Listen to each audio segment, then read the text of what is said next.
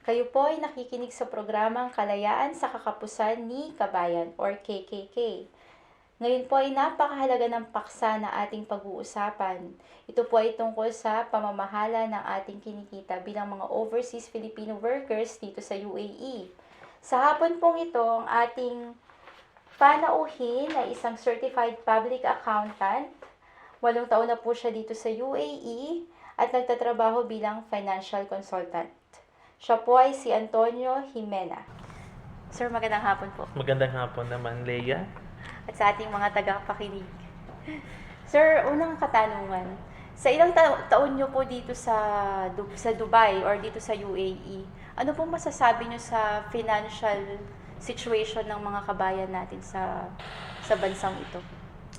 Okay, so dito naman sa United Arab Emirates, masasabi talaga natin, like, general comment, hindi talaga lahat handa in terms of finances. Kahit sinong tanungin mo right now, for those who are not yet preparing, pag sinasabi mong handa ka na bang kung pauwiin ka bukas, handa ka na bang umuwi? Ako, sir, tinatanong nyo hindi. So, karamihan talaga ng sagot is hindi pa talaga. Kung titingnan din natin, sabi nga 5% ng population are wealthy, 95% are not. So karamihan talaga is kapos. So ang tawag naman, tulad ni Robert Kiyosaki, sabi niya doon sa libro niya, it's a rat race. So karamihan ng tao, they live paycheck to paycheck. So yun lang. Tapos kulang lang talaga din ng kaalaman. So sir, ano ba yung masasabi niyong mga hadlang bakit hindi tayo makaipon bilang mga OFW dito sa UAE? So basically naman, hadlang is, in terms of ipon kasi, may dalawa kasing sinasabi nating pag-iipon. May sinasabi na, may short term, may long term. Sa akin kasing experience na talking to OFWs, talking to families and individuals, nakikita ko kasi hindi talaga issue kung marunong ba sila mag-ipon or marunong sila mag-set aside. Is marunong naman talaga. Ang kulang lang talaga or ang karamihan is short-term savers. They save and they spend, they save and they spend. So nakalimutan nila yung long-term. Na pagdating ng panahon, wala na. Pagdating ng panahon, kung babalik naman sa Pilipinas, kung anong sitwasyon nila nung umalis is ganun din. Na nakakalungkot. Kasi karamihan 2 years contract, nag-iipon ka, pagpunta mo sa Pilipinas, bakasyon galore. Kaya nga. So sir, masasabi niyong may mali sa spending habits natin generally? Sa akin hindi ko kasi kailangan naman talaga natin mag-spend eh. Ang nakikita kong kulang is yung sinasabi nga nila na most people don't plan to fail, they just fail to plan. So, wala talagang goal setting or hindi talaga nagpaplano. Kasi kung may plano ang isang pamilya or yung isang individual, so alam na niya kung paano niya i-allocate kung anong income meron siya. Now, since yung tao, wala siyang plano, so come what may ang nangyayari. So, wala talagang, hindi sila makapag-strategize. So sir, bilang financial consultant, ano po yung mga paraan na pwede nyo masuggest sa ating mga kababayan para makapagsimula kahit papano? Ang unang-una ko talagang ginagawa is to give them the concept. So talagang i-educate mo sila. So we give this information to them. Pangalawa is, ang ginagawa ko is I do financial check-up. Ito may issue kasi nga kailangan trusted nila ako. Kasi nga alamin mo kung anong finances nila eh. Lahat ibibigay. Oo, tapos most people naman hindi naman ganun ka tawag nito, yung confidence nila to divulge or to share to you. Pero pinaka-importante yun kasi as a financial consultant, para din kaming doktor. Hindi namin maibibigay ang taming financial advices kung hindi namin alam yung sintomas. So, kailangan malaman. Kaya lang sa akin, experience, no, I'm surprised, a lot of people, kasi nga minsan, may nakakausap akong family, nasabi ko, mayroon na pala silang, Plano. alam mo yon, mayroon na silang na-accumulate na wealth, hindi lang nila alam kung paano nila gawin. So, sometimes they're surprised na. Kasi dalawa yan Leia. Yung una talaga, dapat, the soonest possible time, ma-achieve mo financial stability. Financial freedom comes later. Okay. So, hindi alam ng tao na yung financial stability pala, pwede mo pa siyang ma-achieve in the next 2, 3, or 5 years. Pinakamataas na ngayong 5 years eh. Basta tama lang yung strategy mo. Kumuha ka ng isang investment facilities. Example lang, mutual fund. Magse-set up ka ng mutual fund. Anong purpose mo dyan? So, if it is for the funding for the college education ng anak mo, kukunin mo siya by the time mag-18 years old siya. Okay. So, sir, dapat ngayon pa lang, compute mo na yung age ng anak mo. Exactly. Kasi itong mga vehicles na to is ano lang siya. They are just vehicles. They are just there to achieve. The problem is, ano ba yung plano mo? Ano ba yung purpose mo? Bakit ka mag-invest? A lot of people is, yung tawag ko is, they are lost. Because of course naman, masasabi mo, maganda naman to investment ito, ganyan.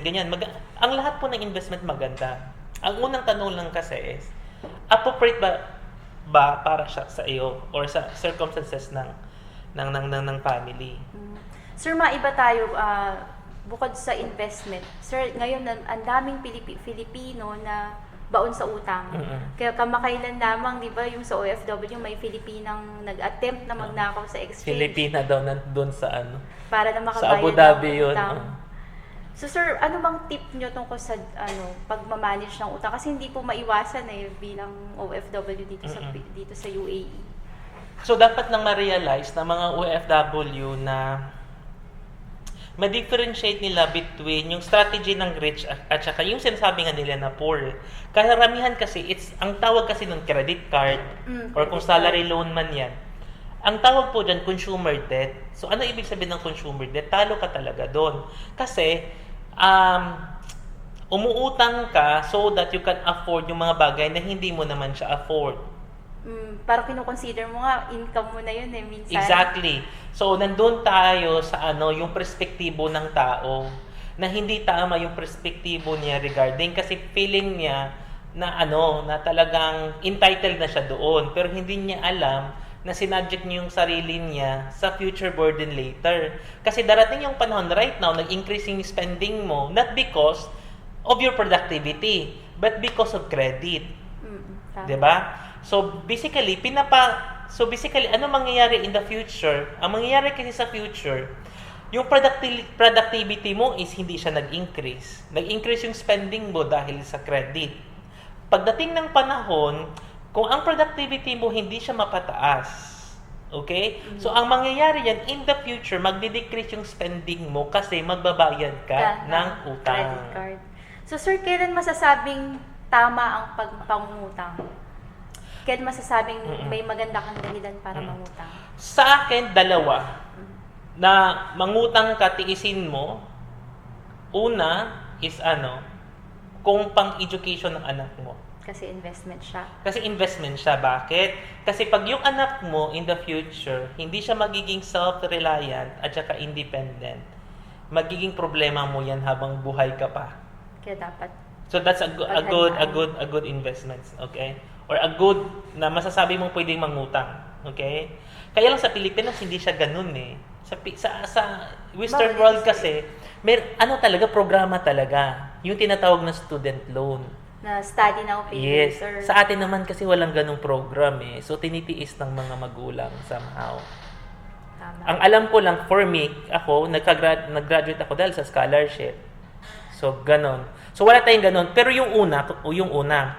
Next is na kahit hindi mo siya afford, pwede ka mangutang, justifiable nun, pag bahay na titirhan mo. Oo nga, kasi kung mag-iipon ka, antayin mong mabuo yung pera, which is matagal pa. Kaya Kasi ganito po wise yun. mag-loan. Pag mag-mortgage ka kasi dalawa yan eh. Pag magre-rental ka, there's no ownership in the future. Yes. Pero kung mag-mortgage ka, there's an ownership in the future. So, hindi Okay? matatapon yung pera. Hindi matatapon yung pera.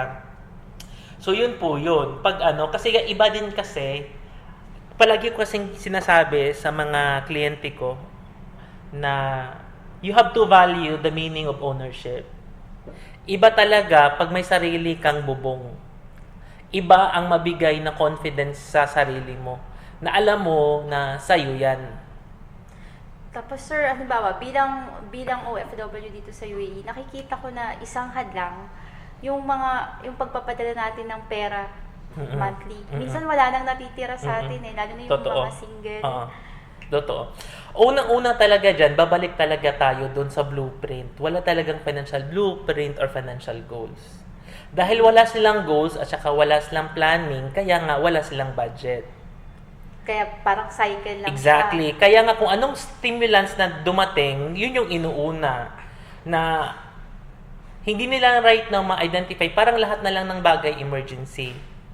Na hindi naman. Na crisis na Yes. kasi walang planning ahead of time. Kasi kung kaya nga tinuturo sa isang OFW na kung maghahanda ka dito, kailangan din i-inform mo din yung nasa Pilipinas. Kung financially literate ka, dapat din yung pinapadalhan mo na pera sa Pilipinas is financially educated din. Tama. Tapos, you should share the same goals or financial goals. At saka, yun nga, minsan kasi alam naman natin pag magtampo, ganyan, okay? Pero, sa pag-uusap lang naman yan. So, communication din talaga. Kasi pwede mo namang sabihin, kung may plano ka, syempre, hindi ka naman, kasi magsinungaling ka naman pag sinasabi mo wala kang pera. Kaya nga. Alright? Pero, mas maintindihan nila pag sinasabi, kasi wala sa budget ko. Oh, sir, yun ang lagi ko sinasabi. Oo. Tight ang budget ngayon. So, exactly. So, ibig sabihin nun, na hindi ka nagsisinungaling, na talagang totoo naman talaga ang sinasabi mo. Kasi, syempre naman, bawat isa, yun nga, kung nagsiset up ka ng financial priorities mo. So, kung wala ka naman talagang sinet up, come what may ang nangyayari. Kaya uuwing Oo. hulaan. Exactly. So, sir, halimbawa, may isang OFW, bagong dating, isang engineer. Anong mapapayo niyo sa kanya? Mag-start pa lang siya. Kung bago siyang dating, aside from maghahanap pa siya ng Wala work, pa siyang utang, wala May pa work siyang na siya. utang. Oo. So, ang gagawin niya is, i-advise ko talaga sa kanya is, hindi siya madaling gawin, pero importante siyang gawin. Upuan talaga niya at tanungin yung sarili niya, ano ba yung dahilan, bakit ka nag-abroad? Ano bang gusto mong i-achieve? So, kailangan ma-identify niya kung ano yung magiging goals niya.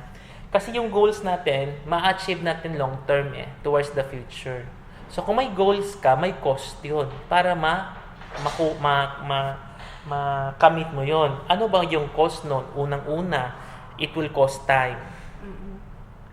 Okay? Time is very important kasi sabi nga, time is gold. Kung anong lumipas, hindi mo na pwedeng ibalik. That's very important. So, marami ng OFW nag-regret kasi nga hindi na talaga nila maibalik yung time. Okay? So, para ma-achieve natin yung goals na yon, kailangan natin ng time. Kasi hindi naman pwede parang genie lang na kinabukasan nandyan na. Okay? So, it's very important. Now, the more time you have, hindi ka masyadong mabigatan. The less time that you have, talagang mabigat na talaga yan. So, the earlier, the better. The earlier, the better. Kasi, para din niyang hiking So, kung may mahaba pa yung panahon mo, pwede ka pang mag-breast walking. Kaya lang, kung magplano ka mag-retire 60, naghanda ka 55, wala. okay, rappelling na tawag natin dyan. Hindi siya mountain climbing kung hindi rappelling. Kung 50 ka, mountain climbing yun. Okay? Pero kung 20 years old or 30 years old ka, so, hindi ka hihingalin dyan. Diba? So, una, time. Next is, you have to put cost to it. Kasi, there are costs on our dreams. So, magkano ba siya? So, sir, kailangan may figure ka na. May figure ka na. Now, ganito, Anton, ang hirap naman isipin yung figure kasi future naman. Ang sinasabi ko kasi nila, di ba, ang sinulat mo, gusto mo. Kung gusto mo, interesado ka. Kung interesado ka, alam mo yung detalye. So, isusulat nyo lahat? Isusulat mo talaga specific. So, you have to be specific kasi goal mo yun Kasi minsan talaga, syempre naman, kung magpo-project ka in the future, mahirap naman din talaga.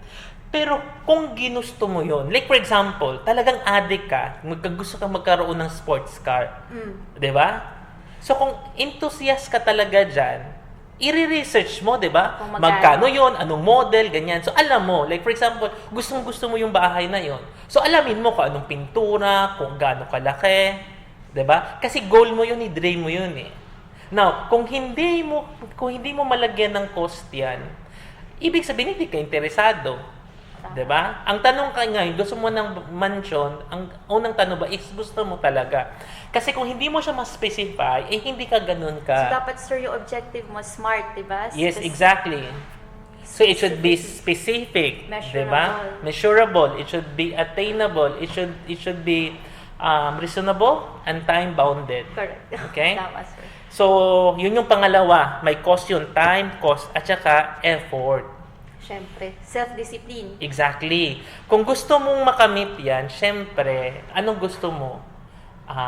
Enjoy now, suffer later, or sacrifice now, enjoy later. Siyempre, yung pangalawa. So, mayroon ka talagang isa-sakripisyo talaga. So, yun yung sinasabing effort. Okay? So, ano ba yung willing mong i-sacrifice Para ma-attain yung right now para ma-achieve mo yung goal? So, sir, panghuli po, para magsilbing inspirasyon sa mga kabayan natin, meron po ba kayong masasite na example ng family or individual na nakalaya sa kakapusan nung kausapin nyo po, yung nagpayuhan nyo? So, may isa ako, pero kaya lang ano lang to maalaala mo kaya story Kasi nga, masasabi ko wala na siya ngayon, namatay na kasi siya. Okay? Pero successful pa rin naman, sir, yung In the story sense, niya. successful somehow. Nagtatrabaho siya bilang nurse, matagal na siya siya na mag-abroad, mga siguro 20 years plus na siya nag-abroad. Ganon din, anong tawag yan? Ulirang ina. Kasi yung pamilya niya nasa Pilipinas, tapos siya dito nagtatrabaho. Okay? So ayun, na-meet ko siya last year. Siyempre, nag-financial planning and everything. Okay? Tapos, Last year lang, sir. last year ko siya na-meet. Last year. 7 months pa lang nga siya sa policy niya Okay? For unknown reason, na-hospital siya ng pneumonia. Tapos, na-diagnose siya ng lung cancer. Asymptomatic. Kasi, nurse siya, bakit hindi niya nalalaman, di ba? So, na-diagnose siya January, namatay siya February. Ang bilis. Stage 4B kaagad. Pero, sasabi ko, somehow successful, it is because, doon nga sa policy niya na nakuha niya. So, part ng financial planning talaga is i-build mo yung foundation mo. So, sa akin naman is parang I do a good job. It is because yung family niya nakatanggap ng more than 4M Wow. na insurance. Hindi lang yan. Yung mga anak niya, 14, 15 years old. Okay? So, at least na-secure na po ang pag-aaral. Exactly. Kasi nga, mayroon ding isang features doon sa policy na yon na family income benefit na every year, in the next 15 years, matatanggap na mga anak. Which is mga around 700,000 pesos a year. So, sabi ko nga, yung pera na yun annually, mas mas malaki pa ata sa sweldo niya Tama, at that sir. time. May- So, doon talaga, masasabi mo, although nawala man siya, pero na-in place niya yung protection or protection Na-meet policy. niya yung objective Yes, niya. exactly. Nawala man siya, para siyang as if, para siyang buhay. Sabi ko nga, nawala man si Madam Perry, pero Hindi niya napabayaan ng mga anak. exactly, para siyang buhay in the next 15 years. Kasi kinumpute ko, in the next 15 years, hanggang mag-27, 29 yung anak niya, which is nag-overshoot nga. Kasi ang pinoproject ko for college education is hanggang 25. Di ba, right now sa Pilipinas, or overshoot na nga kung 6 years course yun na bachelor's. Tama na. Di ba, by the 25, gagraduate ka na. Kanin, sir, salamat po sa inyong pagpapaunlak. Walang anuman. Marami po akong natutunan at siguradong pati ang ating mga tagapakinig.